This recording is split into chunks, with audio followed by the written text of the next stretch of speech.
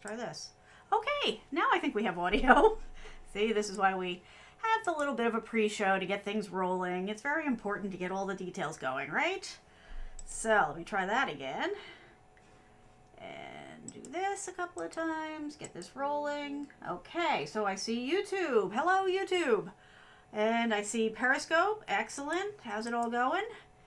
And it looks like in 3 minutes, Facebook is going to catch up with us. How does that sound? All right, we look like we're going to get comments. Oh, this is good. It's all coming together. Love it when a plan comes together. Okay, so please, while you have a few minutes, if you have any questions, comments, whatever, please feel free. Throw them in the comments. You've got lots of places to do it. Also, share this with anybody that you think would find this conversation interesting, or even if they don't, just have them come check it out. Hope everybody's having a good week. It is freezing cold here again. At this temperature swings have been like completely nuts. We've had like 60 degrees and then it goes down to 20 degrees. Today it's like in the 30s, but with the wind, it feels so much colder than that. Let's see, Bull 249. Oh, thanks for sharing it. Thank you. Over on Periscope. Bull 249 just shared on Periscope. Thank you. Appreciate that. Love the hearts. Got a lot of hearts. Thumbs up on the last couple ones. I am glad that it's working for everybody. I'm glad that you're finding this content helpful. That's the whole point of us being here, is that we're trying to be there to help you guys get to where you want to be with your career. No problem, Bull. Thank you. That's very nice. Okay, so we've got like 2 minutes before Facebook kicks in. So, in the meantime, if you have any questions that you want to go ahead and, pre-submit, that's fine too. I am having a problem. Okay, so somebody's... Okay.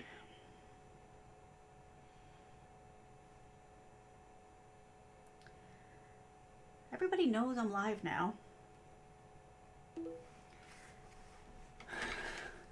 Well, for some reason lately, every time I go live, everybody's like, hey, I need to talk to you. It's like, okay, you're going to have to wait a while.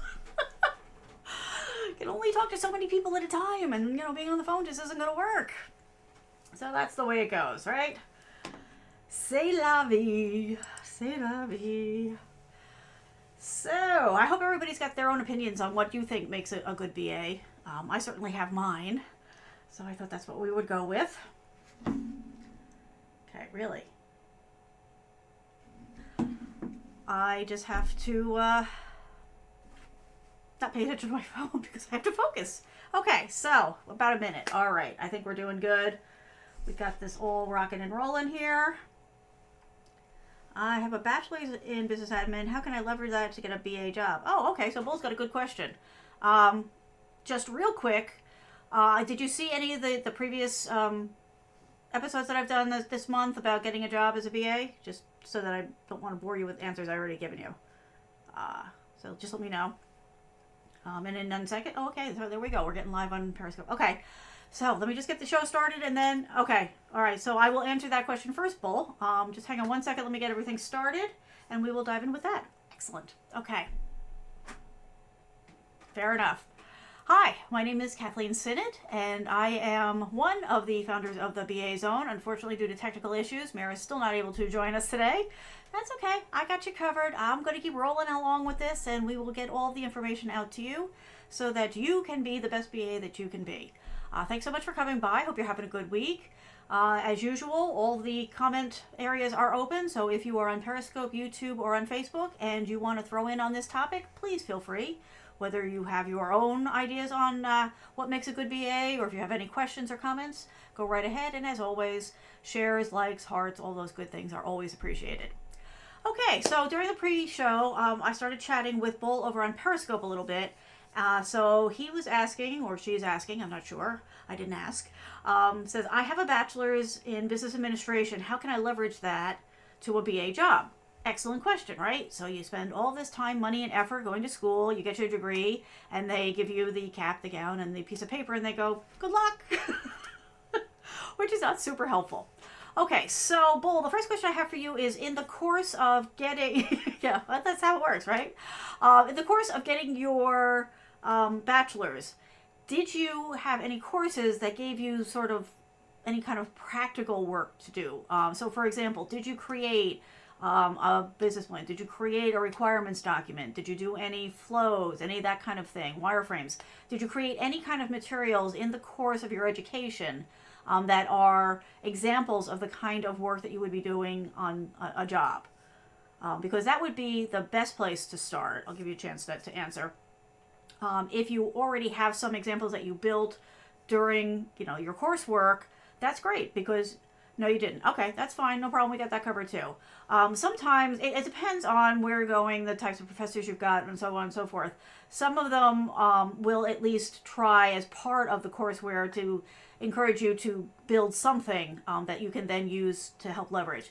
So the other question before I answer the rest of that one is, did you do any kind of internships during your education? Did you do any free or paid internships, any kind of work during breaks or summer or anything like that ties into the work that you did? Because that's another good way. If you're in school, you should always look for those opportunities, if they exist at all, to see if to kind of get some practical experience in, because that is just one way to get a leg up and get your foot in the door and for a new position. So I'm just curious if you had that opportunity at all. Did they offer any kind of internships, or did you just get a chance on your own to go and find some work where you use some of your BA type skills as part of the class? Yes, I did. A Citibank paid over the summer. Excellent. Okay, so that is a huge... Okay, so make sure that you're highlighting that, on your resume or CV, whatever you're doing. I don't know if you're located in the U.S. or elsewhere. Make sure that's there. If at all possible, if you already got it, or if not, then maybe you can reach out to whoever your supervisor was there. Did you get any kind of recommendation from them at the end of it? Sometimes as part of the internships, they have to give something to the college. Maybe sometimes they give that also to you, evaluating your work there. If you have that, that's another good piece to have. And while you're getting a chance to answer that, yes, you did. Okay, so that's 2. You're up 2. You're better off than a lot of people who go through this process. So you've got those 2 pieces. So the piece that you're missing now is some sort of tangible evidence that you have get a recommendation. Yeah, recommendations are key, especially when you've got that combination of going to school, getting the degree, and working, on an internship at some point during that process. If you get that, so if you've got the degree, you've got, the work experience from the internship, and you can get a recommendation from that, those are all excellent pieces of the puzzle to have. The one that you would be missing then, which is a totally solvable problem, is to create your own examples of the kind of materials that you would create as part of the problem solving. So I'll get into this a little bit, because this is not really what we're talking about tonight, although I have no problem going into it again, because it's all a part of the bigger picture. But if I don't get deep enough into it, if you go back to the past ones, so all through January, every Tuesday, I've been doing a session on how to get a job, what to do, all that kind of stuff. I did a couple of sessions. I actually did an extra session that just talked about how to create examples. So we'll just go through that real quick. Basically, what you want to do is you want to just look around you for a problem. And it doesn't have to be a big problem. It doesn't have to be anything dramatic. What you want to do is get something that you can then create some sort of maybe a flow about, and maybe create, some business rules around, and maybe create, wireframes if you're interested in that kind of stuff. I don't know if you're looking to do software, if you're looking to do more of a risk management thing, if you like doing that. But the whole point here is whatever you're targeting, you want to create a couple of sample documents, and they don't have to be complete. They just need to be pieces. The whole point of that is so that you have something that you can show to either the headhunters or the prospective employers, and talk through, okay, this is the problem you looked at. Here, walk them through your thought process about how you broke the problem down, how you identified possible causes and solutions, how you documented those, so that you can then take that. And that's a really good way to say more than, here's my resume, hire me. It shows that extra level of effort. It gives them something tangible to look at and ask you questions about, which gives you a chance to shine and show what you've learned in your classes. How you've learned to break down your problems, how you learn to document, how you can talk about a problem, how you can explain your thought processes. All of these things are really important, and if you've got all of these things with your degree and your internship and your recommendations, that's going to make it much easier for you to go and find that job that you're looking for. I don't know if you've started looking yet, but before you write your resume, or if you've already written a resume but you think maybe you want to tweak it, make sure you go and look at the job postings that you think are a good fit for you. And what you want to do there is you want to take a look at the way that they're phrasing things and make sure that you mirror that in your resume. So, for example, if they, are looking for a certain kind of, document in the process, you want to make sure that you're reflecting that in there. Not just the generic things like, good communicator and all that kind of stuff. You want to be as specific as you can get. 2 seconds. Let me bring one up. 1 sec. Have you found some good job sites to look at? Have you reached out to your network yet? Are you on LinkedIn? Those are all important things to look at. I want to just bring up one so I can talk to one example. There we go. Hello, come back. Matali, okay. Matali over on YouTube. Yes, I will get to your question next, okay? 1 sec. Let me get this one done. All right, so let's see. Let me find a general one. Not mortgages, that's too specific. Okay, so here is your basic job description. So, duties: collect, review, analyze, evaluate, and prioritize business and system requirements. Okay? So you want to work that kind of phrasing into your resume. If this was a job that you were interested in, you want to make sure that you mention things like prioritizing business and system, requirements, evaluating system requirements, perform analysis of company compliance and division changes. So you want to go through and cherry pick these phrases, address issues to mitigate risks. Okay, so hey, this kind of ties into the risk management thing. You don't want to just take the job posting and make that your resume, but you want to make sure that you balance in all the rest of your resume with these keywords and phrases. Now, why are you doing that? There's a couple of key reasons here. One is that the first person who's going to look at your resume is probably a machine doing some sort of OCR scan and just word matches. The second person who will be looking at it is probably somebody who is not necessarily familiar with the actual work that you're doing. It's probably either like a headhunter or maybe an HR department. And again, they're just working off of a checklist of make sure these words are on the resume. Once you get past those two levels, then you're getting closer to the person that is actually going to understand what it is that you're going to bring to the table, what work is needed, that type of thing. But again, they're still at that point of just sifting through piles of resumes looking for those keywords and phrases. Once you get past through all that, that's when you're going to get the interview. And that's the whole point of your resume, is to get that interview. You've got to get through those first hurdles so that you get to the person who says, okay, this is on the yes pile. Call them, email them, bring them in. We want to talk to them. That's when then having those examples will be key. Some people find it helpful to maybe include some of those samples either on a website you can give a link to, or when you're submitting a resume. You kind of have to play that one by ear. Because it's not a typical thing for people who are, going for a BA job. But then again, if they're looking for somebody who's entry level, that might be something that would help you. So I hope that information helped you, Bull. If you have any other questions, or if I'm not clear on anything, go ahead and come back to me. I'm going to go and answer the question over on YouTube, but I will keep an eye to see if you have any more questions, okay? Sorry, I'm looking over here because that's where the screen is, but you're actually there. Sorry about that. Okay, so Matali over on YouTube asked, could you please tell me what are some points that should be covered when hiring manager says, tell me about yourself from a business analyst perspective? Okay, yes. So, okay, my first question to you is, what level are you at? Do you have some experience in the field, or are you coming into this new, like Bull is doing? So if you could let me know that. In the meantime, yeah, the tell me about yourself question is tough. Oh, hi, GAF52, good to see you. So the tell me about yourself question is a rough one, because it's so wide open.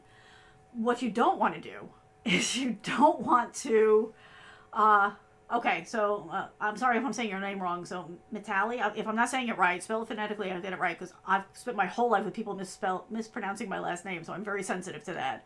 But so over on YouTube, Mitali's saying that, yes, they have 5 years experience. Okay.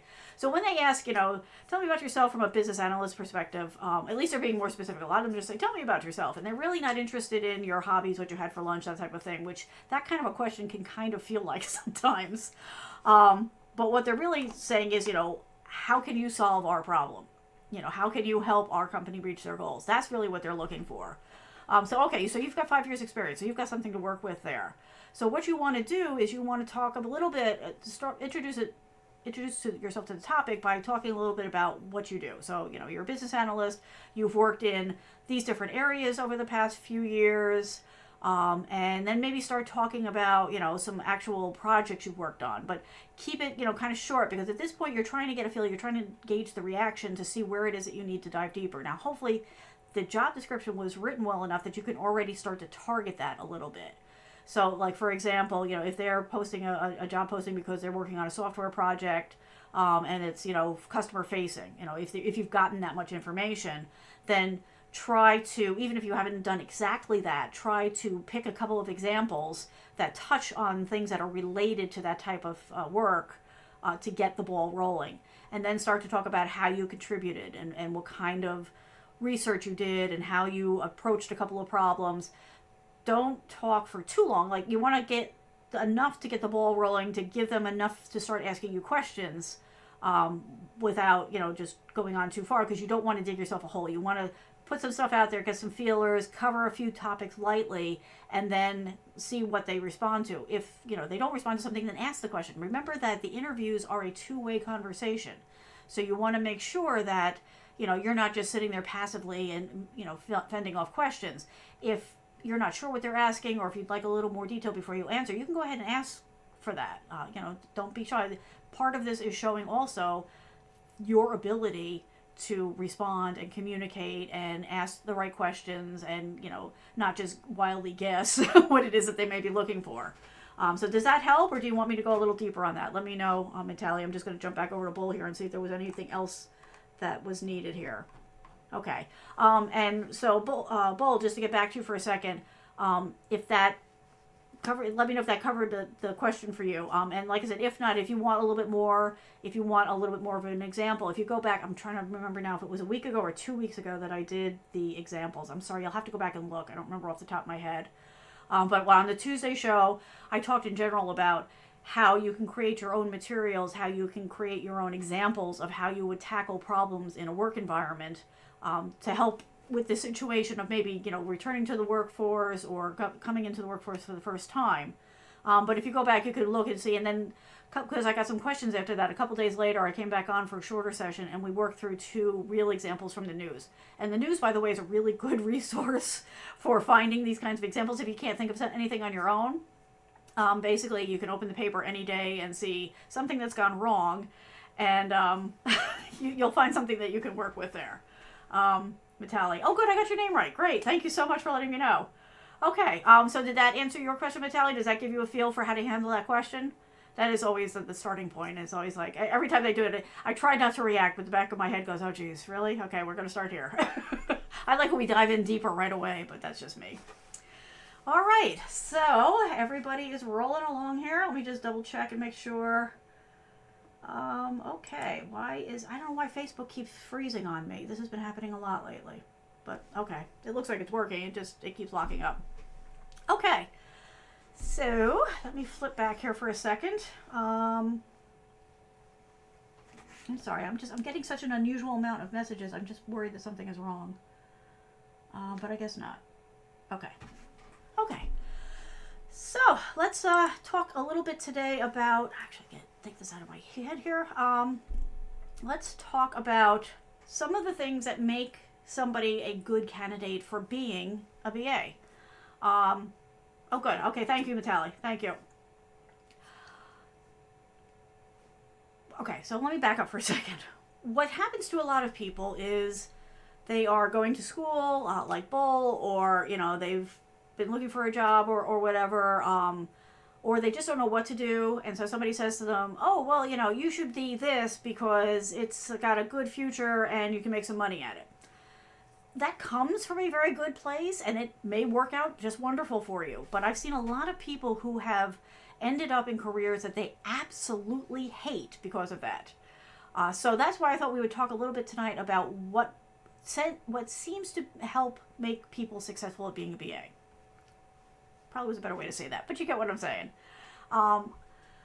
Just to back up a little bit. So as an example, I've worked with a lot of programmers because I tend to work on software applications.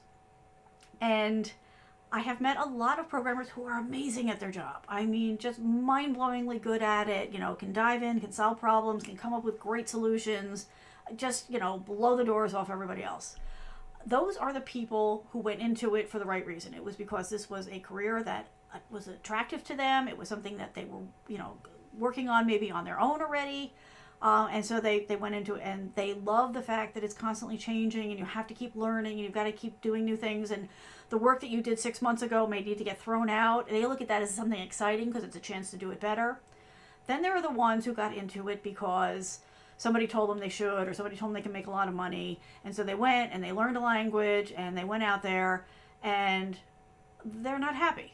They don't like the fact that things keep changing. They don't like the fact they have to throw out their work all the time. They don't like all the last minute changes. And I feel bad for them because there's probably something else that they could be doing that not only would they be excellent at, but they would enjoy. And let's face it, we spend a lot of time at work. So finding work that is a good match for you is definitely a benefit. Now, of course, we've all got bills to pay and we've got to be practical about it and all that. I'm just saying that if you have the luxury of being able to look at it from that standpoint, you should absolutely go for it. So let's talk a little bit about what makes a good BA based on all the different BAs I've seen across the world. And I'm going to start off with the obvious one, which is a high tolerance for frustration. Now, somebody like Matali over there, who over on YouTube, who's been doing it for 5 years, is probably laughing because if you work as a BA for any length of time, you are going to become very friendly with frustration. It comes from a lot of different things. Last minute changes, the "oh, didn't we tell you" moment as you're nearing the end of the project, the "okay, we've all been in agreement on this and now we're going to throw it out and start all over, but the deadline stays the same." There's all kinds of levels of frustration that come with the job. And it's not fun. I mean, let's face it, the frustration is not necessarily a positive thing. But if you are somebody who has a high tolerance for it, if you are a person who can maybe blow off steam in the moment and then move on and keep going, you're probably going to be a pretty good fit for this because it is a part of most projects. It is not something that can be avoided. It can be mitigated a little bit. But at some point it's going to bite you. And if you are able to handle that and deal with that, if the rest of the benefits work out for you, then this might be a good way for you to go. Hang on one second. I just need to take a sip of water.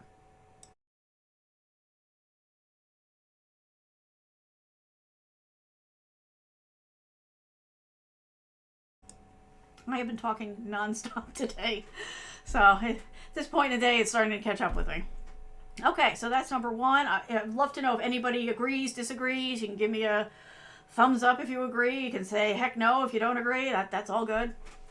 Okay, so the next one is the ability to communicate across all types of people and all types of roles. So if you think about, so whether you're talking to, the president, the CEO, or you're talking to like the newest employee, or you're talking to users, you're going to be talking about, in theory, the same thing, the same topics and all that kind of stuff. But you have to be able to, first of all, talk to them as a human being, okay? And not just, as I have a list of questions, I'm going to hold that up in front of you so I don't have to look you in the eye, I'm going to go through my questions. You can make it feel like a conversation. You can draw out the answers in the people who are maybe a little bit, shy or maybe not comfortable saying it, maybe they're not sure how you're going to take it. But you also need to be able to use the right words for the right audience. So obviously, you don't want to use super technical terminology, maybe with your user base, but you don't want to be like necessarily overly friendly with somebody who's multiple layers up in the chain. Probably don't want to walk up to the president of the company or the CIO and start flinging around strange or overly familiar terms, at least until you've worked with them long enough. I mean, there are certain ones that, that's the way you're going to communicate with them, but you have to be able to judge the situation and handle it appropriately and communicate clearly with all of these people while getting the information that you need and being able to interpret that information. So if that is something that you feel you're very good at, if people have told you you're very good at doing that type of thing, then in this case, this would be probably a good fit for you, because that is a big part of the job, is collecting that information from a lot of people and then compiling it and looking for the patterns. And sometimes you have to take the answer and then dig a little bit to get to what's really behind the answer, because a lot of times people are going to talk to you about the symptoms of the problems, and they may not know, or they may not have the language to tell you what the actual problem is. They may not have the exposure to it, okay? Your users certainly aren't going to know, why your checkout process keeps failing. All they know is they're frustrated because they keep trying to check out and it's failing and they don't know why. They just get this, ambiguous error message. So, but at least, if you ask the right questions about, well, where is this happening, and is it happening all the time, and are you doing this on your desktop or on your mobile device, and asking the right questions without making it sound like an interrogation. You don't want them to feel like they've got bright lights on them and you're the police and you're interrogating them. You want it to be a conversation. You want it to be, okay, well, great, let me ask you a couple questions so we can really get down to the meat of this and figure it out. So that's all very, very important. This is another one I think that's key for BAs, for programmers, for a bunch of people in our world, and that is that you need to be self-driven and self-motivated. Now, I put this together, but it really could be too. You will always have outside pressures edging you towards your deadlines and successful project completions, but it's better if the drive within you is more powerful than any external force. Because these are generally, even in an agile environment, these tend to be marathons. The agile approach will break them into smaller pieces, but it will still be a lot of work, a lot of juggling over a long period of time, even if it is broken into little sprints as you go along. So the more that you're able to keep up your energy and keep yourself focused, and keep yourself motivated, being able to celebrate the successes, because the people around you may not recognize those little successes that happen.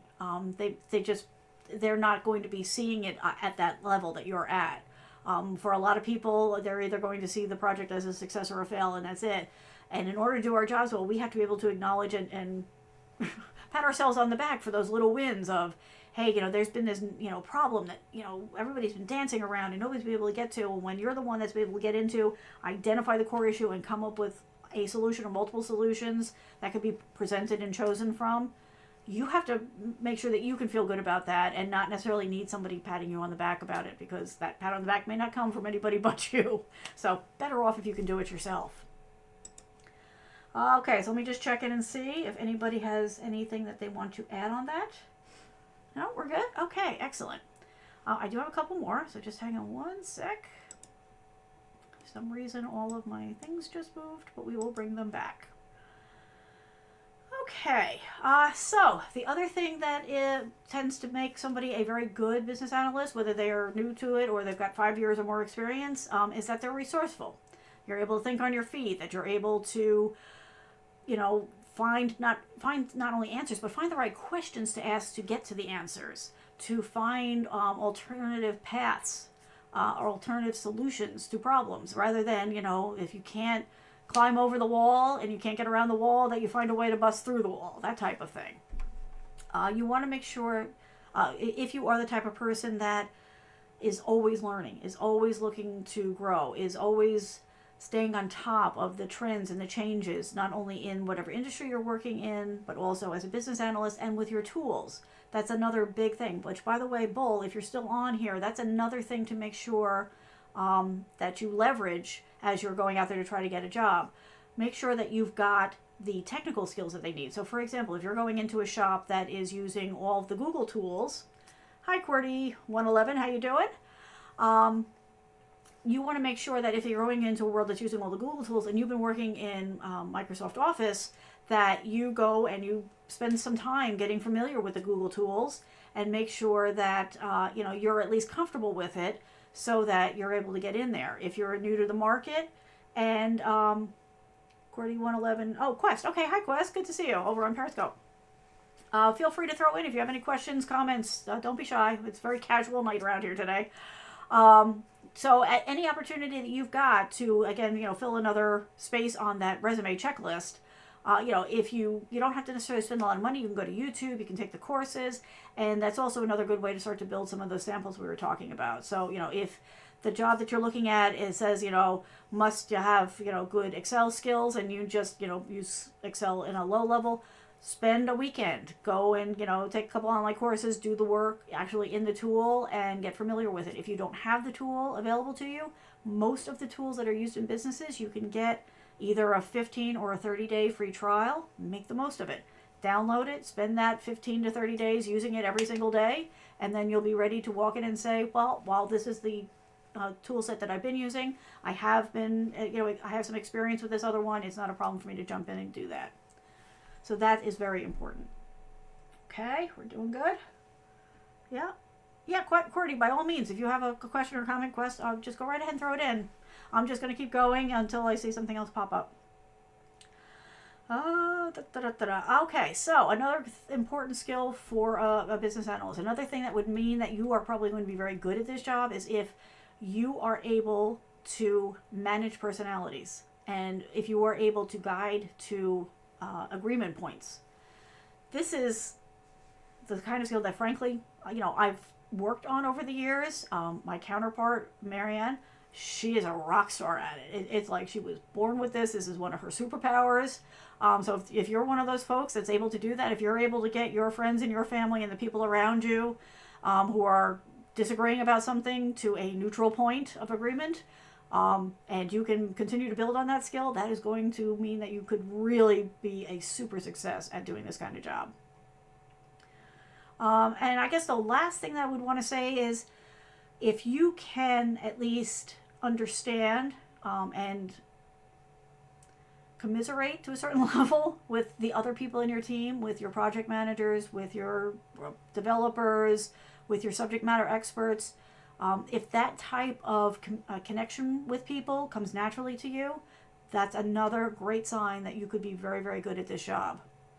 And then I guess that the last big one is just being able to communicate in various ways. So obviously you need to be able to talk to people, draw them out, get the answers, and hear what maybe they're not saying, and then ask the question to get to that. But you also need to be able to write well. The nice thing is, where some of these are skills that, maybe you need to have and then you can build off of, writing and improving your writing is something that everybody can do. You also need to be able to communicate graphically. Now, don't let that freak you out. I'm not saying you need to be an artist. I'm not saying that you need to be able to paint or any of that kind of stuff. I'm just saying that even if you're just taking, a marker on a whiteboard and drawing boxes and circles and lines, as long as you're able to communicate, using that level, that very basic level, I mean, better is always good, but that's the core that you need. That's very important, because you have to understand that the people that you're dealing with all learn and comprehend differently. And by being able to do it in all the different ways, doing it verbally, doing it with the written word, doing it with images, you are increasing the odds of people getting to understand where you're going faster, and also for them to be able to communicate with you faster. Because if you can do those things, then they're then going to be able to communicate to you that way. So sometimes people can't verbally communicate what it is that they're trying to get to, but they can draw you a quick, simple, drawing. And then if you can look at that and say, okay, this is and this, and did you mean this? And if we do this, what happens? That will help the whole process along. Okay, so does that help? I hope that I've covered everything on this particular one. So that pretty much is going to wrap up January. But by all means, if you're catching this on a replay later, if you're catching this 6 months down the line and you have questions, comments, anything you want to throw in, please don't hesitate. You can always put the comments in on Facebook and on YouTube. If you're on Periscope, you can always reach us at thebazone.com or on Twitter at thebazone. So please don't ever be shy. We always go back. We check through all of the old videos. If you want to messenger us on Facebook Messenger, we've got that set up now too. So at any point, wherever you are, whatever your favorite platform is, feel free to reach out, because that's what we're here for. We want to help you. If you need more information on anything, please just let us know, and we will be more than happy to put together another show about that. Okay? All right. Before I completely lose my voice, I think I'm going to wrap this up. I'm going to just do a quick jump through here, make sure that I've gotten all of the questions and comments. In the meantime, while I'm doing this, I hope that you will follow us or like us, depending on where you are. Make sure that you hit the little notifications or the follow with the notify on Facebook, so that you are notified when we go live. How many times can I say notified in one sentence? Too many? You can also sign up for our mailing list if you go to thebazone.com. There's a comment form that you can fill out. And there's also, and of course now I'm going to draw a complete blank. just messenger us, and if you want to join the mailing list, I'll send you the link so that you can do that.